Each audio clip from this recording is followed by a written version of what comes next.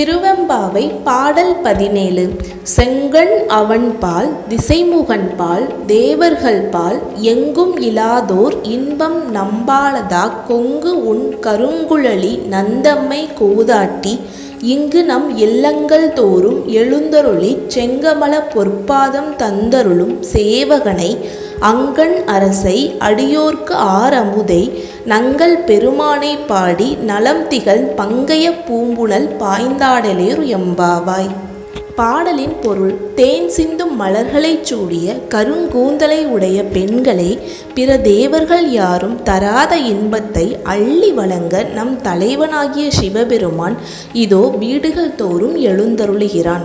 அவனது தாமரை போன்ற திருவடிகளால் நம்மை ஆட்கொள்ள சேவகன் போல் இறங்கி வருகிறான். அழகிய கண்களை உடையவனும் அடியவர்களுக்கு அமுதமானவனும் நமது தலைவனுமான அந்த சிவபெருமானை வணங்கி நலம் பல பெரும் பொருட்டு தாமரை மலர்கள் மிதக்கும் இந்த பொய்கையில் பாய்ந்து நீராடி அவன் தரிசனம் காண தயாராவோம்.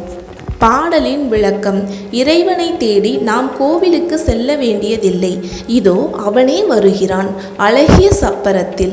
இப்போது கூடவா அவனை தரிசிக்க தயக்கம்? அவன் வரும் முன் நீராடி உடல் சுத்தமாகி நமசிவாய என சொல்லி நின்றால் அவன் நமக்கு சேவகன் போல் சேவை செய்வான். வேறெதுவும் அவன் எதிர்பார்ப்பதில்லை என்பது இப்பாடல் சொல்லும் கருத்து.